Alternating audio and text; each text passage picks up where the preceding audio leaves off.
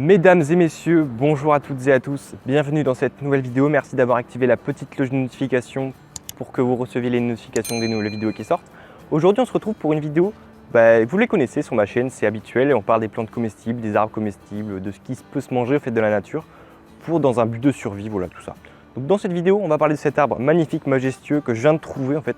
Je viens de me balader, tu vois, autour de mon appartement, et je tombe sur cet arbre, je tombe sur un if commun, Taxus baccata, le nom latin. Et j'avais appris ça l'année dernière et il y a beaucoup de propriétés sur cet arbre et je suis vraiment content de tomber dessus puisque vraiment c'est un arbre que j'affectionne tout particulièrement. Il a beaucoup de propriétés sur la santé, vous allez voir dans cette vidéo des anecdotes sympathiques, marrantes, une belle histoire. Donc j'espère que vous êtes prêts, on lance le générique et on se retrouve juste après. C'est parti!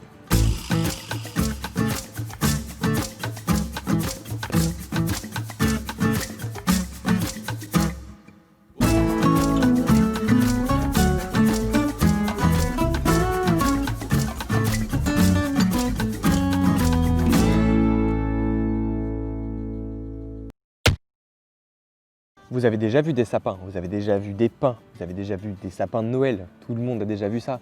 Ça, on pourrait penser que ça fait partie de la famille des sapins et des conifères et des résineux, mais il faut savoir que le fruit qu'il produit le différencie de ce genre de famille-là.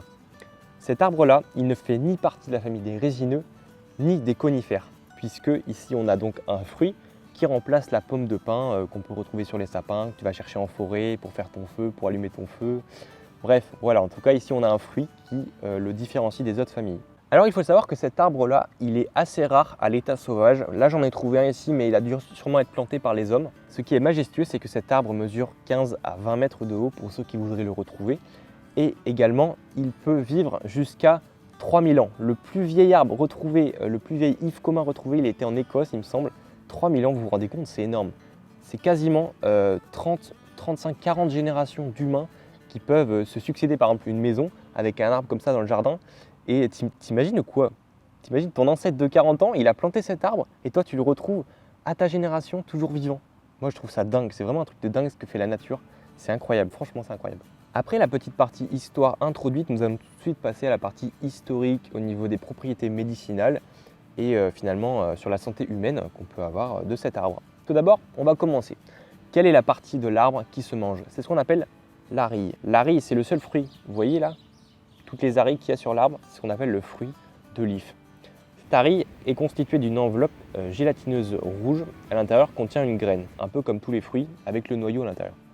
Donc en fait, pour ceux qui voudraient manger cette graine, enfin ce fruit plutôt, eh bien écoutez, vous enlevez l'enveloppe qu'il y a autour et surtout vous ne croquez pas la graine à l'intérieur puisqu'elle contient toutes les toxines de l'arbre. Une fois la graine retirée de l'arille, vous pouvez mettre ça dans votre bouche et manger ça sans crainte, sans peur. En médecine, on a utilisé cette taxine pour synthétiser un médicament qui avait pour but de tuer les cellules cancéreuses ou les cellules tumorales.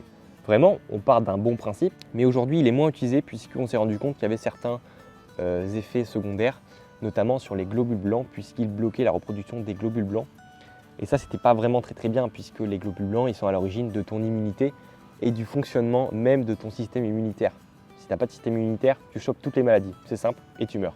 Voilà, c'est tout. D'ailleurs, petites anecdotes pour tous ceux qui aiment les Astérix et Obélix. Cette vidéo va en parler. À l'époque, on utilisait les graines de cet arbre, puisque cet arbre s'appelle l'arbre sacré des druides. C'est notamment par rapport à ça qu'on a nommé cet arbre. Les Gaulois utilisaient une mixture préparée à partir des graines des arilles pour imbiber finalement leurs flèches pour lancer sur les soldats de Jules César. Vous vous rendez compte? C'est vraiment une anecdote qui a traversé les siècles et les époques, qui s'est retrouvée aujourd'hui dans nos manuels d'apprentissage de l'arbre. Et c'est vraiment une anecdote qui est très sympathique, je trouve. Et c'est sur cette magnifique anecdote que se termine cette vidéo. Avant que vous partiez, j'aimerais tout d'abord vous montrer quelque chose. Regardez-moi ça. À votre avis, à quoi vous fait penser les boules rouges qui se situent sur les feuilles, sur les tiges des branches? Regardez-moi. Rouge, vert, on a un beau contraste. Moi, ça me fait penser à un sapin de Noël. Donc mettez-moi en commentaire à quoi ça vous fait penser, comme ça va être sympa, je vais pouvoir les lire, on va pouvoir interagir ensemble. Voilà, c'était tout, je voulais vous montrer tout ça. Et je vous souhaite à tous une très bonne fin de journée, merci d'avoir regardé cette vidéo jusqu'au bout. C'était Valentin, direct de YouTube, on se retrouve dans les prochaines semaines pour de nouvelles vidéos. Ciao tout le monde!